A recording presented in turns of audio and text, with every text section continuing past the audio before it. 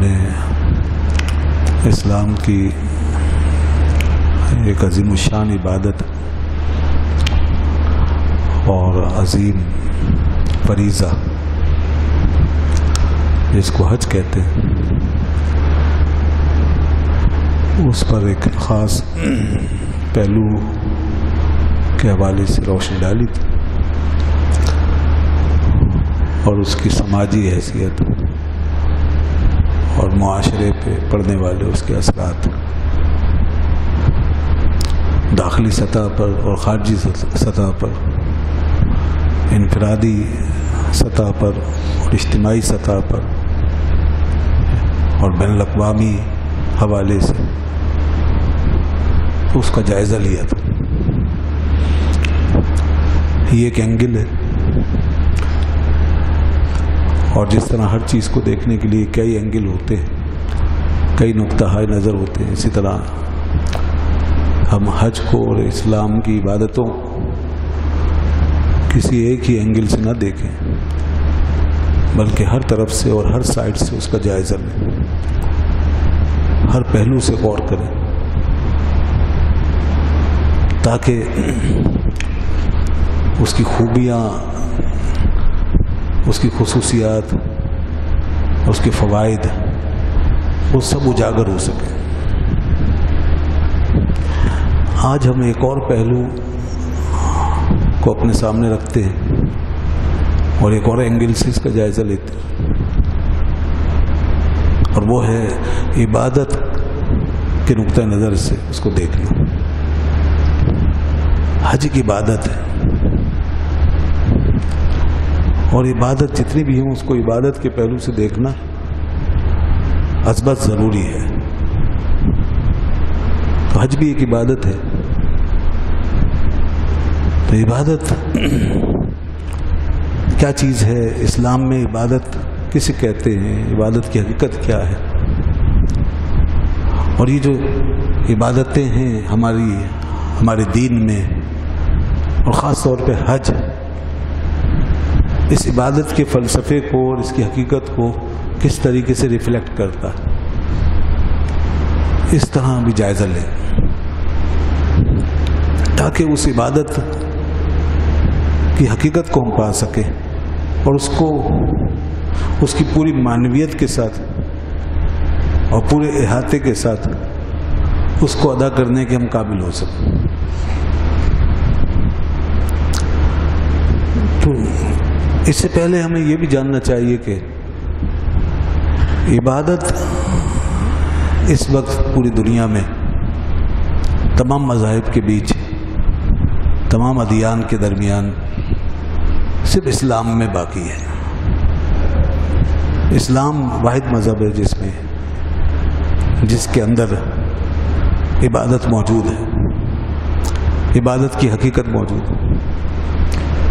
اسلام کے علاوہ کوئی بھی مذہب یا دین ایسا نہیں ہے جس میں عبادت اپنی حقیقت کے ساتھ پائی جاتی ہو۔ وہ عبادت محض ایک مذہبی رسم،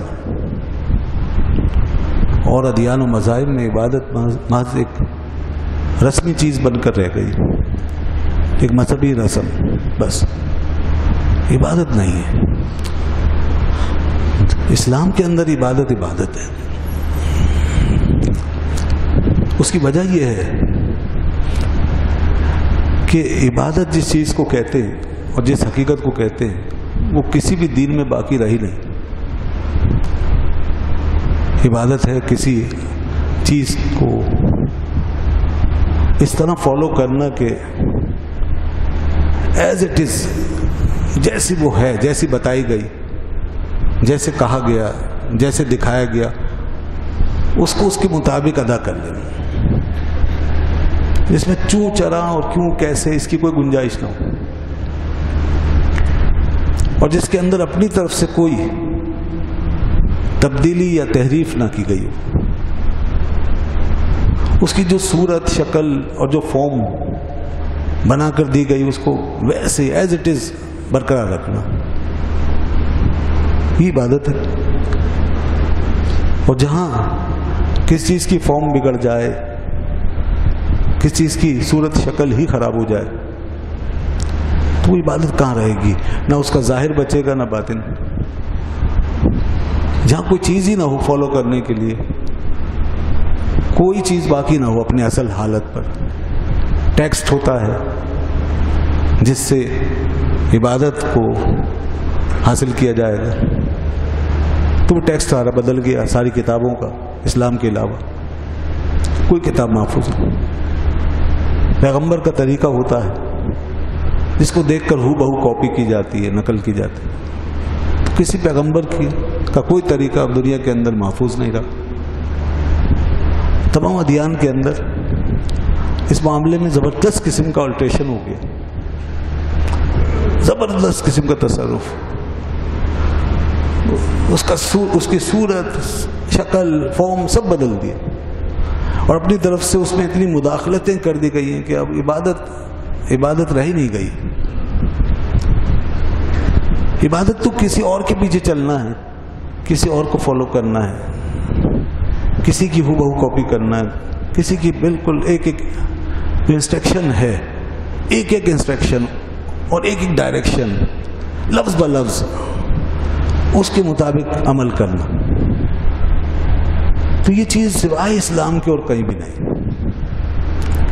یہاں جتنی انسٹرکشنز ہیں وہ ساری محفوظ ہیں، وہ ٹیکسٹ محفوظ ہے، کتاب محفوظ. اور جو اس سلسلے میں ایک مثال یا ماڈل ہے وہ بھی پوری طرح محفوظ ہے جو اللہ کے رسول صلی اللہ علیہ وسلم نے ہمیں دیا. تو یہ عبادت کی بنیاد ہے اور اسی سے عبادت حاصل ہوگی اور اسی کو فالو کرنے کا نام عبادت. تو یہ صرف اسلام کے اندر ہے اور کسی مذہب میں نہیں. تو اب اس خصوصیت کو پیش نظر رکھتے ہوئے اگر مزید غور کریں تو عبادت جو ہے وہ ایک اس کی ظاہری صورت ہے ہوگی اور ایک اس کا باطن ہوگا. ایک ظاہری طور پہ جو شکل ہے اس کے اندر ہمیں عبادت دی گئی ہوگی اور پھر ایک اس کے اندر باطن ہے. ہمارے دین کی خصوصیت یہ ہے کہ جو بھی عبادت دی گئی اس کا ظاہر بھی محفوظ ہے اور اس کے باطن کی بھی پوری حفاظت کا انتظام. اس کی مقصدیت بالکل واضح، اس کے اثرات اور نتائج کا بھی مشاہدہ ہے. یہ دین اسلام کی پریکٹیکیبلٹی کا پورا مظاہرہ ہے، اس کی عملیت، اس کی نتائجیت، پروڈکٹیوٹی، اس کا پورا مظاہرہ اور اس کی عملی شکل ہمارے سامنے موجود ہے. نماز ہے، روزہ ہے، حج ہے، تمام عبادات کا یہی معاملہ ہے. اپنی صورت، شکل اور اپنے معنی و مفہوم میں بالکل محفوظ. جو اس کا ظاہر ہے وہ شریعت ہے اور شریعت کا ایک لفظ ہمارے پاس موجود ہے، ایک لفظ، اس کا پورا ٹیکسٹ یہ شریعت ہے. اور جو اس کا باطن ہے عبادت کا، جو روح ہے وہ طریقت ہے اور طریقت کے حوالے سے بھی واضح تعلیمات ہمارے سامنے موجود ہیں. شریعت و طریقت اسی چیز کا نام ہے. شریعت اس عبادت کے ظاہر کی حفاظت کر رہی ہے اور طریقت اس عبادت کے باطن کو تحفظ دے رہی ہے. شریعت کے لیے بھی ہمارے پاس کتاب و سنت اور اس کی عملی مثالیں موجود ہیں اور اسی کتاب و سنت کے اندر جہاں طریقت کے حوالے سے ہماری رہنمائی ہے، اس کے حوالے سے بھی بعد میں آگے چل کر پورا ایک نظام عمل امت کے اندر قائم ہوتا چلا گیا ہے. چنانچہ 4 اسکول آف تھاٹ، حنفی، شافعی، مالکی، حنبلی، یہ شریعت کے 4 اسکول آف تھاٹ ہیں. یہ شریعت کے تحفظ کے لیے یہ وہ مکاتب فکر ہیں جو وجود میں آئے، جنہوں نے ایکسپلین کیا شریعت کو، دین کی عملی شکل کو، عبادتوں کے سارے ظاہر کو. اور اسی طریقے سے اس کے باطن میں اس کی معنویت کی حفاظت کے لیے مختلف طریقت کے سلاسل وہ وجود میں آتے رہے. 4 مشہور سلسلے قادری، چشتی، سہروردی، نقشبندی، اور پھر بہت سے ذیلی سلسلے. یہ اس عبادت کے باطن کی حفاظت کا انتظام ہے. اور یہ دونوں چیزیں مل کر عبادت کا ظاہر و باطن یعنی شریعت و طریقت، یہ دونوں مل کر یہ دین کا پورا سرکل ہے. دین اسی پر مشتمل ہے. نہ ظاہر دین سے خارج ہے نہ باطن. اور ظاہر کی بھی اہمیت ہے اپنی جگہ. سب سے پہلے ظاہر، اس کی اہمیت سے کوئی انکار نہیں کر سکتا. اور اس کے بعد پھر باطن، اس کی بھی اہمیت اپنی جگہ مسلم. تو جب یہ ظاہر و باطن دونوں جمع ہوں گے تو عبادت عبادت ہوگی.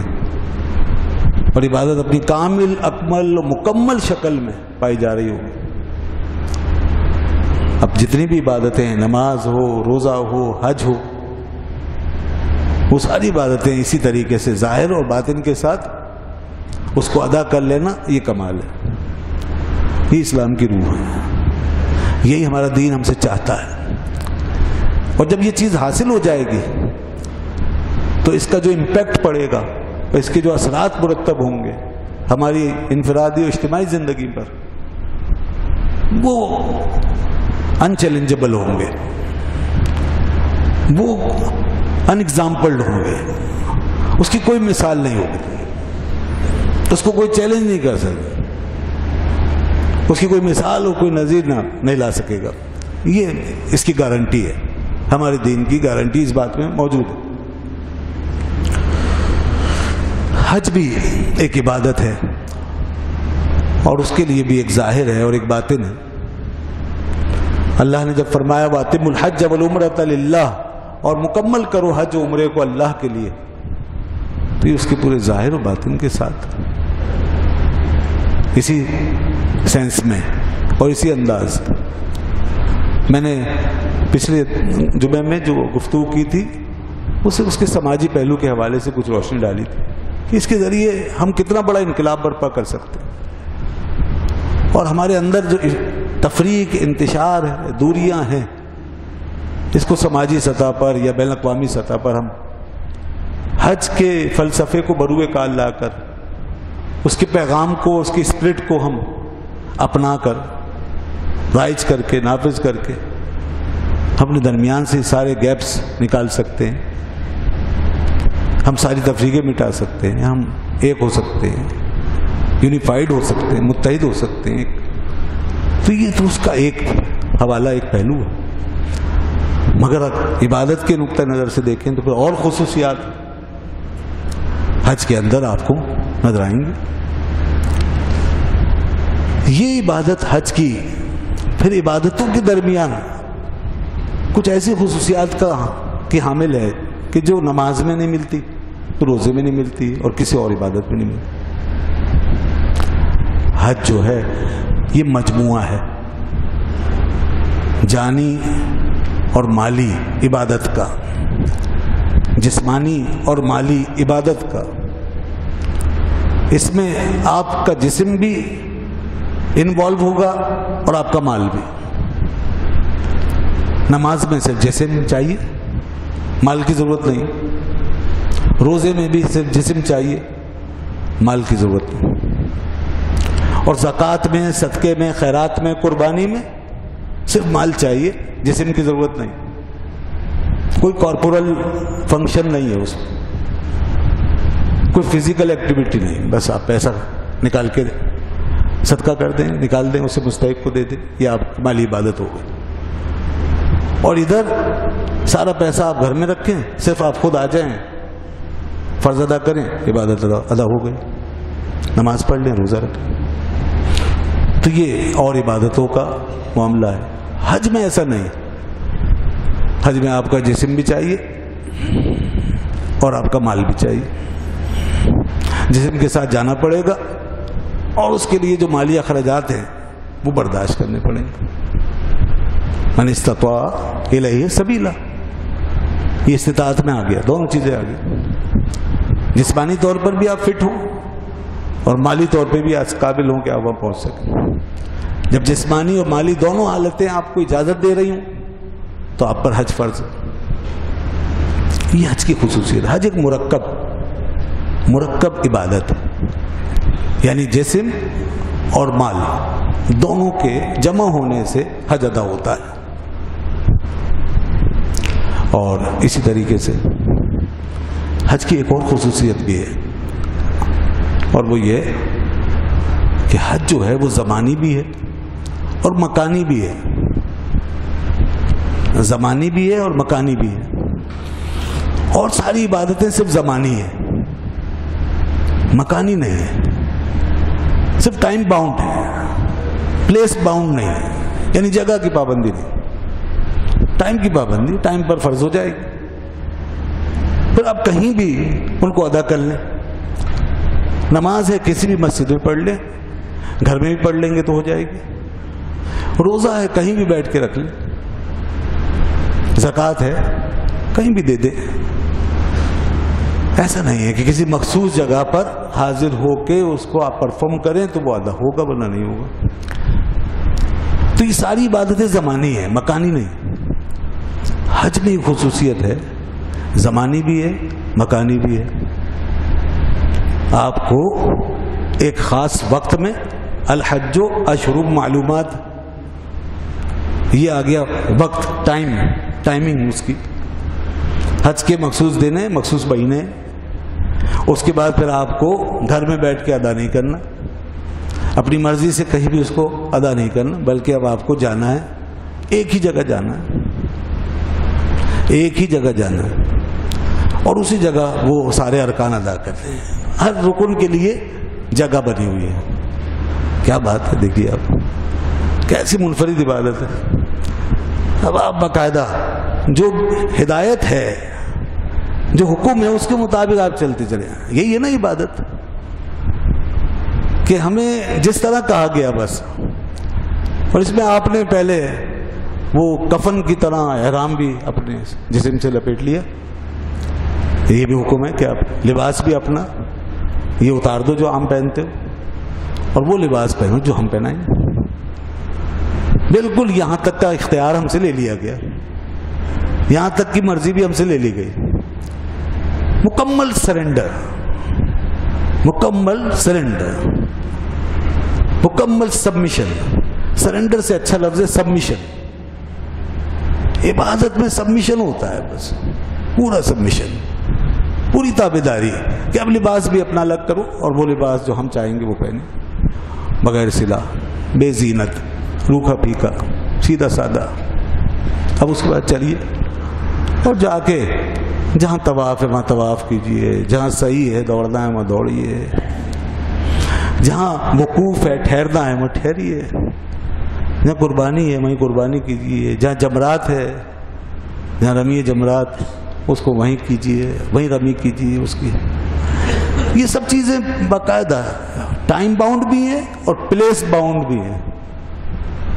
ان کی جگہ بھی متعین ہے، ٹائم بھی فکس ہے. حج عبادت، تو عبادت اسی کو کہتے ہیں. انسان کس طریقے سے مختلف کیفیتوں میں مخصوص جگہوں کے اوپر جا کے جیسے کہا گیا اس طریقے سے وہ کرتا چلا جا رہا ہے. کبھی گھوم رہا ہے، کبھی گول گول گھوم رہے ہیں، اور کبھی سیدھے سیدھے دوڑ رہے ہیں، اور کبھی ٹھہرے ہوئے. ہر حالت میں یہ صرف اسلام میں ہے. ایسی عبادت، اس قسم کا منظر، اس قسم کے نظارے صرف اسلام، اسی کو عبادت کہتے ہیں. اس میں کوئی تبدیلی نہیں لا سکتا، کوئی چینج اس میں نہیں لا سکتا. کوئی اس کو بدل دے، میں یوں کروں گا، یہاں کروں گا، وہاں کروں گا، اس وقت میں اس وقت. دنیا میں ہر جگہ یہ سب کچھ ہو چکا ہے، اس لیے دنیا میں کہیں بھی عبادت ہے ہی نہیں. کس کو فالو کر رہے ہیں لوگ، کس کے پیچھے چل رہے ہیں، کیا انسٹرکشن ہے؟ نہیں، اپنے آپ کو ہی فالو کر رہے ہیں، جو خود سے بنا لیا اسی کی اتباع کر رہے ہیں. یہی اہل عرب کا حال تھا. اسلام سے پہلے وہ بھی اسی طرح بے شمار خرابیاں پیدا کر کے بیٹھے ہوئے تھے. حج ہی کے حوالے سے پتہ نہیں کیا کیا. جیسے پہلے میں نے ایک مثال دی تھی، وہ نکلنے کے بعد گھر سے حالت احرام میں جب واپس آنا پڑا تو گھر کے پچھواڑے سے آتے تھے، اپنی طرف سے پیدا کر لیا اور اسے لازم ٹھہرا لیا. اللہ نے اس کو منع فرمایا، خبردار ایسا نہ کرو اور اس کو نیکی نہ سمجھو. لیس البر بان تأتوا البیوت من ظہورها ولکن البر من اتقى. یہ کوئی نیکی نہیں ہے کہ تم گھر کے پیچھے سے آؤ. نیکی تو تقوی میں. یہ تقوی یہ ہے وہ ٹارگیٹ جو اس سارے عمل اور ساری نقل اور شباہت اور امتثال کے سامنے رکھا گیا ہے. یہ گول ہے ہمارا. اتنی زبردست طریقے سے پابندی کروائی جا رہی ہے. ایسا ہمیں بالکل ڈھال کے اپنی مرضی سے باہر نکال کے اپنے اختیار سے جدا کر کے جو مکھی پہ مکھی بٹھانا جس کو کہتے ہیں بالکل ہو بہو کروایا جا رہا ہے. یہ اس لیے فرمایا ولکن البر من اتقى تاکہ تمہارے اندر تقوی آ جائے. تقوی کس کو کہتے ہیں؟ تقوی ماننے جھکنے ماننے تسلیم کرنے کی صلاحیت کا نام ہے. یہ اصل چیز ہے تقوی. آپ کے اندر یہ ظرف یہ جذبہ یہ اسپرٹ یہ اسپیس پیدا ہو جائے یا آپ ماننے والے ہیں. بس آپ حق کو مان لیں گے جو صحیح ہے اس کو مان لیں گے. بس جب آپ کے اندر ہر حق اور ہر سچ کو اور ہر صحیح بات کو ماننے تسلیم کرنے اور قبول کرنے کا ظرف پیدا ہو جائے تو تقوی ہے. اسی لیے ایسی پابندی کرائے گی. ذرا غور کیجئے کیا ہم یہ تقوی لے کر آتے ہیں؟ کیا ہم عبادتوں کا یہ مقصد سمجھ پائے گا؟ نماز میں ہم اٹھتے ہیں بیٹھتے ہیں بالکل ہو بہو کاپی کرتے ہیں امام کی اور بالکل اس طریقے سے جیسے شریعت کا حکم ہے. کوئی آگے پیچھے نہیں ہو سکتا آگے اور اپنی مرضی سے کچھ نہیں کر سکتا. یہ بھی دیکھیے بالکل کاپی ہے. تو یہ اسی لیے تاکہ یہ چیز پیدا ہو جائے ماننے کا جذبہ تسلیم کرنے کا جذبہ. اس جذبے کے راستے میں جو چیزیں حائل ہیں وہ ہمارا تکبر ہے ہمارا غرور ہے ہماری انا ہے ہماری ایگو ہے ہماری سیلفشنس ہے ہماری ذات ہے ہمارا رنگ ہے ہمارا اسٹیٹس ہے ہمارا تعصب ہے ہمارا لالچ ہے ہمارا حرص ہے. یہ چیزیں ہیں یہ بڑی خرابیاں. اتنی رکاوٹیں آتی ہیں.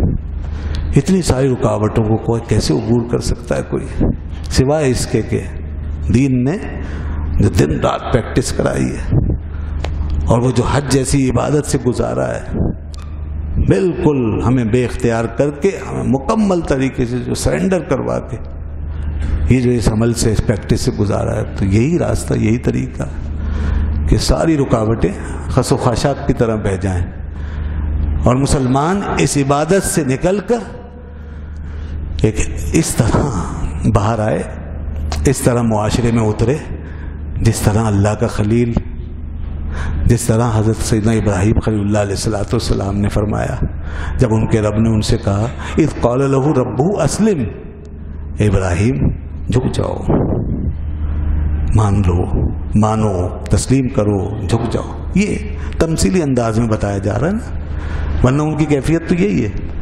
پھر اس کے بعد وہاں سے کیا جواب آیا قال اسلمت لرب العالمین میرے مولا میں جھک گیا مان لیا تسلیم کر لیا. تو یہ ہے اس طرح عبادت کو باقی رکھنے اور اس صورت و شکل کے ساتھ محفوظ رکھنے کا فلسفہ. یہ ہم مسلمانوں کی خوش نصیبی ہے کہ ہمارے لیے یہ ٹریننگ سینٹر پوری طرح محفوظ اور ایکٹیو ہے. یہ اسلام کا ٹریننگ سینٹر ہے عبادت کا یہ طریقہ یہ انداز. اگر ہم چاہیں تو اس سے بہترین تربیت حاصل کر کے باہر نکلیں. تو میں یہ عرض کر رہا تھا کہ ایک ظاہر ہے اور ایک باطن. ظاہر یہی ہے کہ بالکل ہو بہو عمل کرنا ہے کرتے چلے جانا ہے. اگر کسی کے ذہن میں یہ سوال آئے کہ اگر یہ سب کچھ ہمیں ایک کتاب کی شکل میں لکھ کر کے لکھا ہوا مل جاتا جیسے قرآن مجید ہے یہی قرآن اس کے اندر کوئی اجمال نہ ہوتا ہر چیز پوری ڈیٹیل کے ساتھ اس کے اندر لکھی ہوئی ہوتی نماز کا پورا طریقہ ہوتا روزے کے سارے مسائل ہوتے حج کا پورا طریقہ لکھا ہوا ہوتا اور یہ کتاب کی شکل میں ہمارے پاس ہوتا اور ہم اس پہ عمل کر لیتے اور تو یہ بھی کافی تھا. کیا وجہ ہے کہ اللہ نے ایک کتاب نازل کی اس میں اپنے دین کی بنیادی باتیں اور بنیادی ہدایتیں بیان فرمائی اور اس میں اپنے فرائض کا ذکر کر دیا. اور پھر اس کے بعد اللہ نے ایک پیغمبر کو بھیجا, ایک نبی کو بھیجا, اور پھر پیغمبر کے ساتھ قرآن کے ساتھ پیغمبر اور پیغمبر کے ساتھ قرآن کو جوڑ کے پھر کہا کہ اب عبادت کرو. اور بالکل اسی طرح جیسے کتاب کہہ رہی ہے اور جیسے نبی بتا رہے ہیں, جیسے اللہ کے رسول فرما رہے ہیں یا کر کے دکھا رہے ہیں, ان دونوں چیزوں کو سامنے رکھ لو, ایک ہاتھ میں کتاب اور ایک ہاتھ میں پیغمبر کی سنت. تو یہ پورا سسٹم کیوں بنایا گیا؟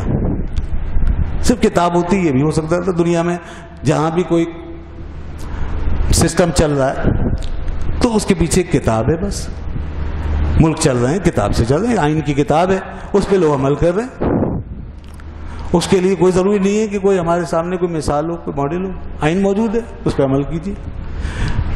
تو دنیا میں تو اس طرح چل ہی رہا ہے نظام. تو دین میں کیا بات ہے کہ کتاب کے ساتھ ہمیشہ, آج ہی نہیں ہمیشہ, کتاب کے ساتھ پیغمبر ضروری ہے, کتاب کے ساتھ نبی ضروری ہے. یہ تو ہوا ہے کہ نبی آیا اور کتاب نہیں آئی, یہ ہوا ہے. وہاں ایسا کبھی نہیں ہوا کتاب آئی اور نبی نہیں تھا, ایسا کبھی نہیں ہوا. کتاب کے ساتھ نبی ضرور تھا. تو یہ کتاب کے ساتھ نبی کا آنا یہ بڑا معنی خیز ہے. میں عبادت کی ایک حقیقت آپ کے سامنے اجاگر کرنا چاہتا ہوں تاکہ آپ کو ان عبادتوں کا پورا مقصد پتہ چلے.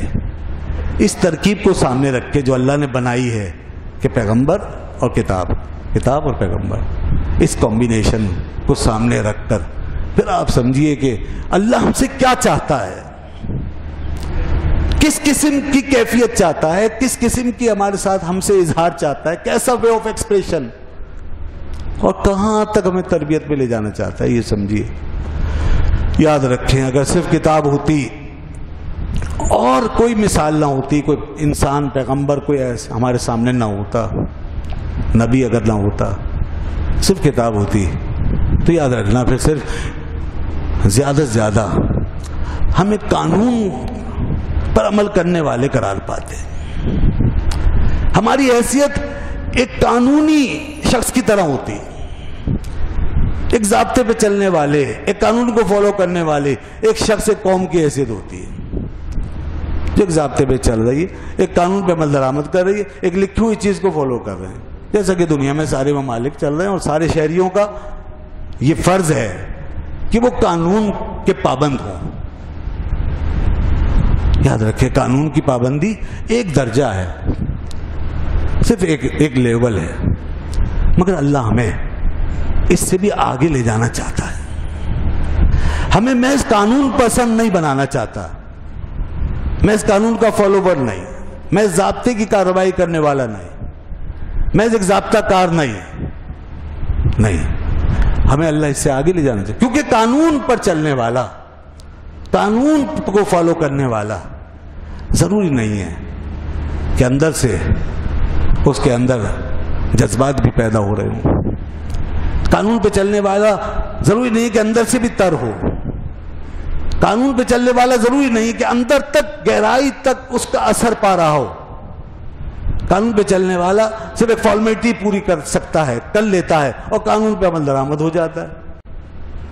ہو سکتا ہے کہ صرف فارمیلٹی کی حد تک رہ جائے, اور ایسا ہی ہے. قانون پہ چلنے والے صرف اور صرف اپنے ظاہر کے اوپر اپنی توجہ کو مرکوز رکھتے ہیں. باطن کی پابندی یہ قانون کا دائرہ نہیں ہے.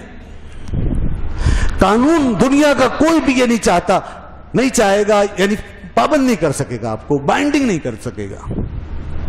چاہتا ہو یا نہ چاہتا ہو, لیکن بائنڈ نہیں کر سکتا آپ کو کہ آپ محبت بھی کریں, آپ اخلاص بھی برتیں, آپ دل کی گہرائیوں سے آگے آئیں, آپ کا جذبہ بھی ہو, آپ کے اندر اسپرٹ بھی ہو, آپ کے اندر شوق بھی ہو, ذوق بھی ہو.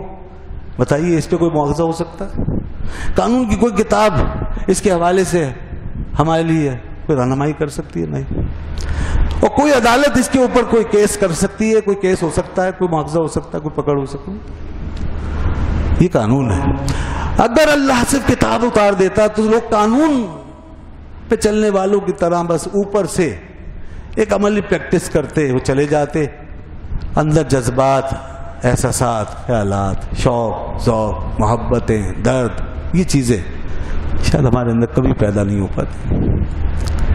یہ سب کچھ پیدا کرنے کے لیے شوق، جذبہ، لگن، محبت، پیار، خلوص، ہمدردی، یہ سب چیزیں، یہ سارے رنگ اللہ نے اپنے دین میں بھرنا تھے، تو اس کے لیے اللہ نے اپنی کتابوں کے ساتھ پیغمبر کو بھی بھیجا، نبیوں کو بھیجا، تاکہ آپ کے دین سے وابستگی صرف ایک ضابطے کی اور قانون کی وابستگی بن کے نہ رہ جائے، بلکہ آپ جب اپنے سامنے ایک ماڈل، ایک مثال، ایک حسین و خوبصورت مثال، ایک عملی پیکر جب وہ دیکھیں اور آپ کو اس کے ساتھ جوائنٹ کیا جائے، تو آپ وہاں انسان کی نیچر ہے، جب سامنے کوئی مثال قائم ہوتی ہے اور کوئی ماڈل بنتا ہے تو انسان دل و جان سے اس سے وابستہ ہو جاتا ہے۔ کسی کتاب کے سیاہ حروف اور خشک کلمات کے ساتھ آپ کے وہ جذبات وابستہ نہیں ہو سکتے جو ایک مجسم انسان کے ساتھ وابستہ ہو سکتے ہیں۔ اسی لیے اللہ نے ایک نبی کو بھیج کے یہ فلفلمنٹ کروائی ہے، اندر سے آپ اندر سے بھی مکمل ہو جائیں، اوپر سے بھی آپ فالو کرنے والے ہو جائیں، اور اندر سے آپ کے ساتھ جذبات بھی قائم ہو جائیں، محبت بھی پیدا ہو جائے، انس بھی پیدا ہو جائے، آپ قربانی دینے والے بھی بن جائیں، صرف ایک لکیر پہ چل کے بس ایک فارمیلٹی پوری کر کے واپس جانے والے نہ بنے، تو اوپر سے خول چڑھا کے آپ جو ہے وہ ایک فرض یا ڈیوٹی پوری کرنے والے نہ بنے، بلکہ آپ ایک ایسی کمٹمنٹ میں آ جائیں کہ پھر آپ ہمیشہ کے لیے فالوور نظر آئیں، خواہ نماز کے وقت میں آپ ہوں یا نماز ختم ہو چکی ہو، آپ مسجد میں ہوں یا گھر پہ ہوں، تو آپ ہر حالت میں عبادت کے رنگ میں رنگے ہوئے ہوں۔ قانون کا معاملہ تو یہ ہے کہ جس وقت عمل کیا اس وقت تعلق، اور جب ختم ہو گیا، فرض پورا ہو گیا، تعلق ختم، اب کون یاد کرتا ہے؟ لیکن اللہ چاہتا ہے کہ آپ ہر وقت کمیٹڈ رہیں، ہر وقت وابستہ رہیں، تو یہ جبھی ہوگا جب اللہ کا ایک نبی ہمارے درمیان ہوگا، اس کی مثال ہمارے سامنے۔ اس لیے اللہ نے اجمالی طور پہ احکام قرآن میں دے دیے، فرمایا نماز پڑھو، اب نماز کا طریقہ فرمایا میرے نبی کو دیکھو، روزہ رکھو، اور روزے کا طریقہ فرمایا جیسے میرے نبی نے رکھا ہے ویسے رکھو، فرمایا حج کرو، حج کا طریقہ فرمایا جیسے میرے پیغمبر نے کیا ویسے ہی کرو۔ تو نبی، اللہ کا رسول واحد ذریعہ ہے اس ساری ریکوائرمنٹ کو پورا کرنے کا، اور اس سارے رنگوں کو بھرنے کا، اور یوں محبت، الفت، قربانی، ایثار، خلوص اور جذبے کی سطح پر واحد کرائیٹیریا ہے جہاں ہم اپنے ظاہر کے ساتھ، اپنے باطن کے ساتھ اللہ تبارک و تعالیٰ کی بارگاہ میں اس مقام پر کھڑے ہو سکتے ہیں کہ جہاں یقین سے ہم یہ کہہ سکتے ہیں کہ ہم نے جو ہمارے رب نے چاہا تھا وہ ہم نے پورا کر دیا۔ یہ صرف پیغمبر کے ذریعے سے، اللہ کے نبی کے ذریعے سے، ان کی وساطت سے ہی یہ ہمیں یہ سرٹینٹی حاصل ہو سکتی ہے، یہ یقینیت حاصل ہو سکتی ہے، یہ گارنٹی حاصل ہو سکتی ہے۔ تو اس لیے عبادت اس چیز کا نام ہے، حج ایک عبادت ہے، اس کو ظاہر و باطن کے ساتھ ادا کرو، اور جس کو موقع نہیں ملا تو وہ اس کی حقیقت کو سمجھے۔ یاد رکھو کہ کوئی اس احساس محرومی میں نہ رہے کہ میں غریب آدمی حج نہیں کر سکا۔ اللہ تعالیٰ کسی کے لیے احساس محرومی نہیں چھوڑتا، اور دین سینس آف فرسٹریشن کا نام نہیں ہے، یاد رکھنا۔ یہ ہمارے انداز اور ہماری باتیں ہوتی ہیں جو فرسٹریشن پیدا کرتی ہیں۔ ایک صاحب حج کر کر کے آئیں اور فخر کریں، فخر پہ فخر کریں، اترانے لگ جائیں، یہ ہمارا قصور ہے۔ ان کو اپنا ایٹیٹیوڈ صحیح رکھنا چاہیے، فخر کس بات پہ کر رہے ہو؟ اتنا کس بات پہ رہے ہو؟ لوگوں کے اندر احساس کمتری پیدا کرتے ہو، اپنے نام کے ساتھ بڑا بڑا الحاج اور یہ وہ لکھوا کر دے، اور دعوے کر کے، اور بار بار بیان کر کے کہ میں گیا، میں یوں گیا، مجھے یہ سعادت ملی، یہ سعادت ملی۔ اگر آپ کو یہ چیز بیان کرنی بھی ہے تو شکرانے کے طور پہ بیان کرو، اس کا ایک الگ انداز ہے۔ یہ اترانے کے طور پہ بیان کرنا یہ غلط ہے۔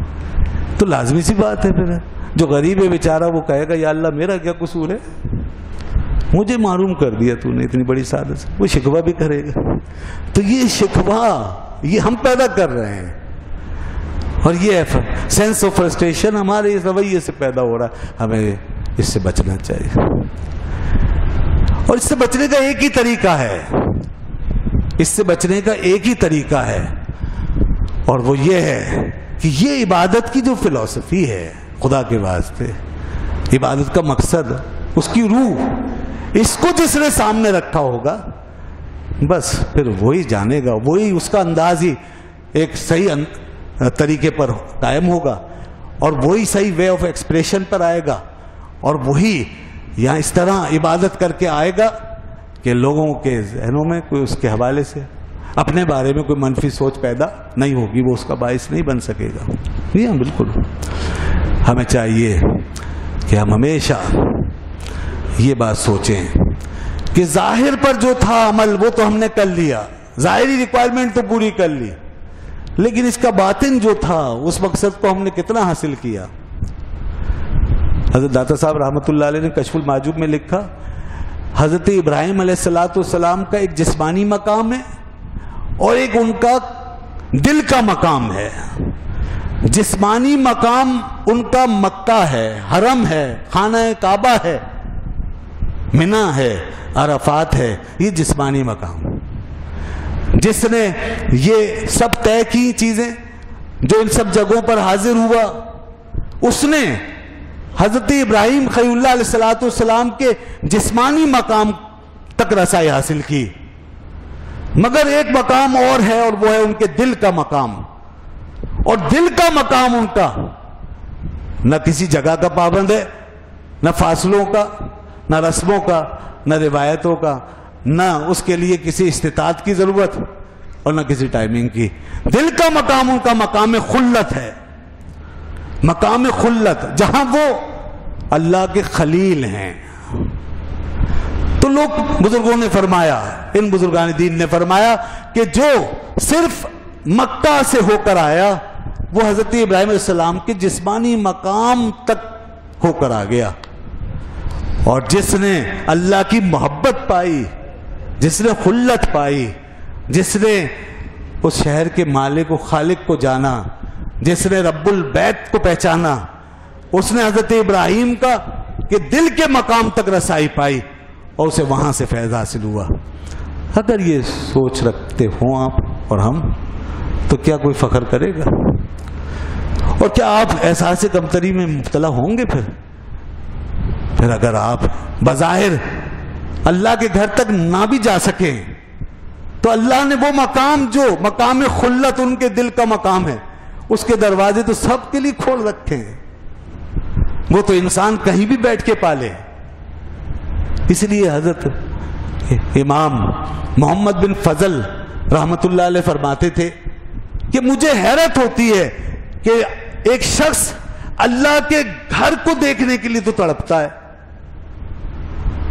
اور اللہ کے گھر جانے کے لیے تو تڑپتا ہے، اور جا کے دیکھتا ہے اور دیکھ کے آ جاتا ہے اور اسی پہ اکتفا کرتا ہے۔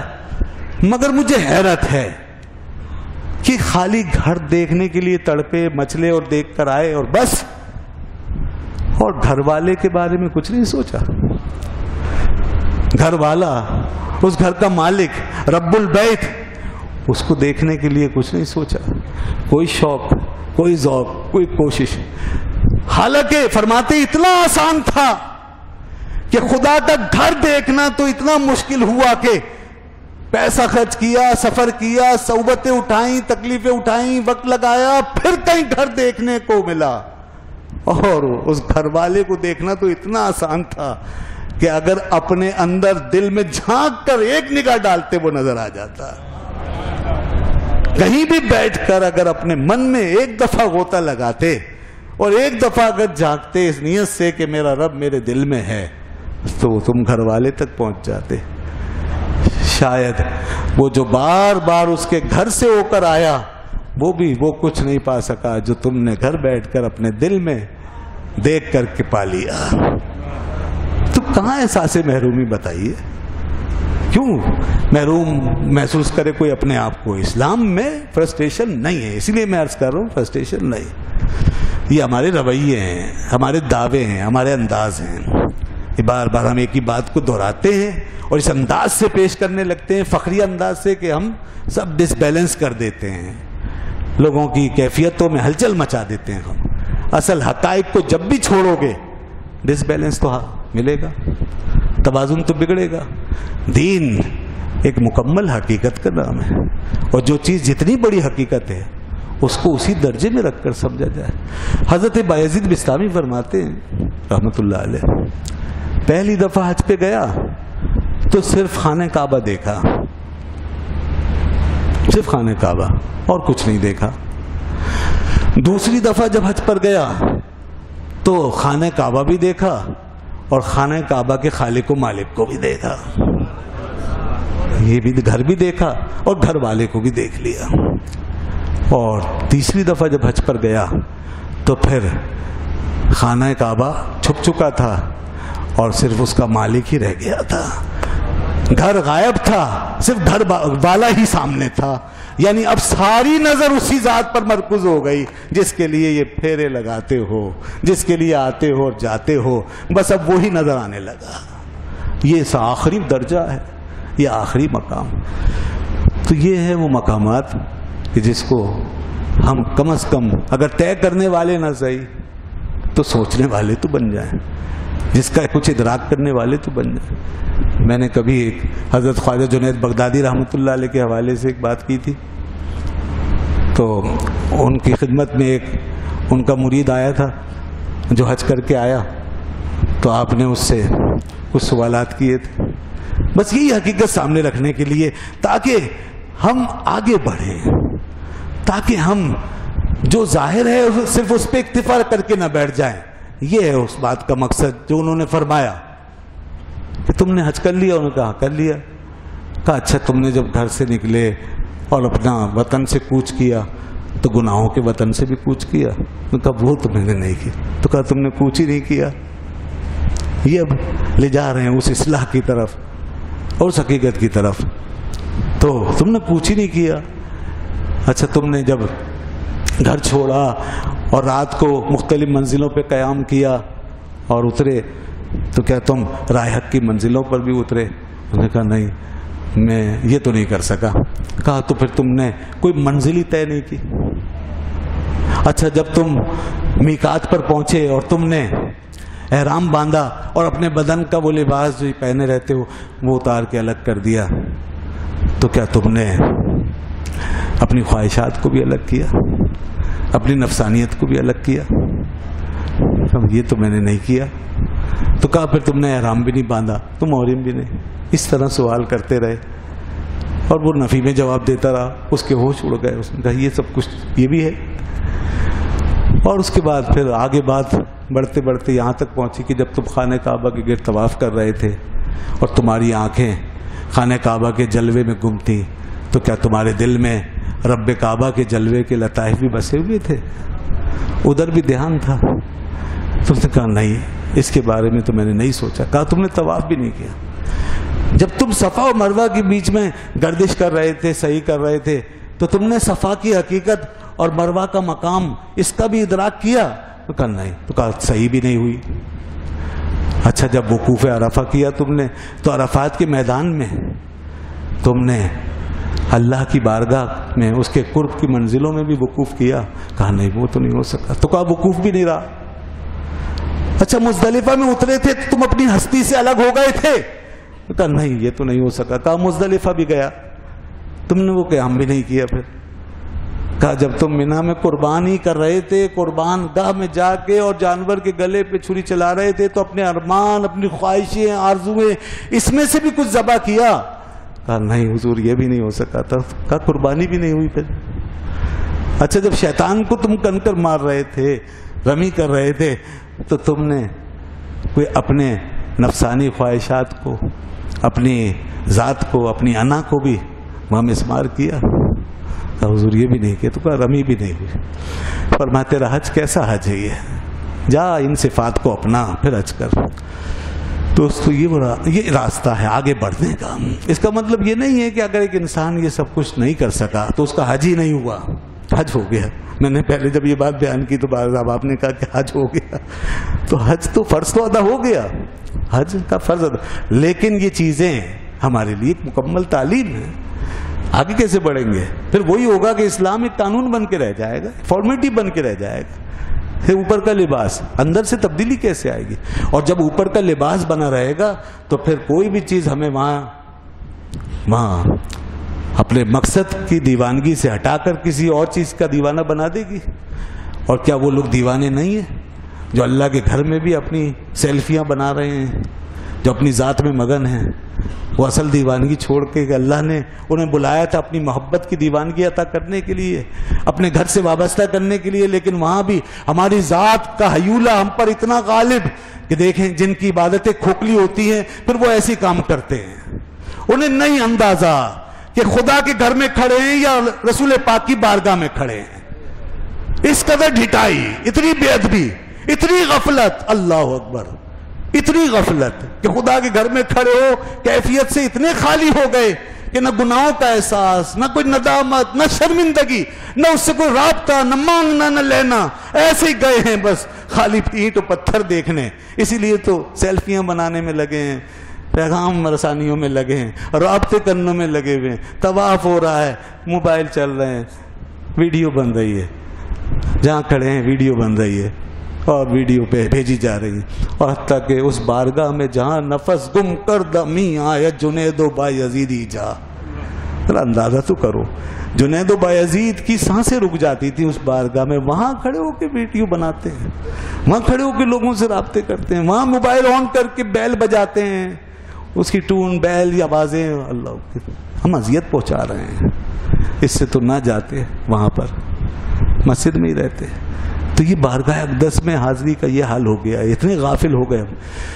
یہ ہیں وہ اثرات جو ہماری غفلتوں کا نتیجہ ہیں۔ ان بزرگوں نے اسی وجہ سے ہمیں آگے دیکھنے کے لیے کہا ہے، ہمیشہ آگے دیکھو، عبادت کے ظاہر سے باطن میں جاؤ، پستی سے بلندی پہ پہنچو، ایک کیفیت سے دوسری کیفیت کو چھوؤ، اور فارم سے گزر کر معنی میں جاؤ، میننگ میں جاؤ، میننگ فل بناؤ، صورت سے گزر کر باطن میں جاؤ۔ جب اس کوشش میں لگے رہو گے تو پھر کیا موبائل، یہ وہ دنیا کی کوئی چیز آپ کو غافل نہیں کر سکتی، یہ سب ایسے پڑے رہیں گے، آپ بالکل اٹینشن ہوں گے۔ یہ ہے دین۔ تو اس لیے ہمیں چاہیے کہ ہم دین کو اس طریقے سے سمجھیں اور کریں، اس کی سیریسنیس کو پائیں، عبادت ہو یا کوئی عمل، اس کی سیریسنیس کو سمجھیں۔ اللہ تبارک و تعالی ہمارا حامی و ناصر و آخر دعوانا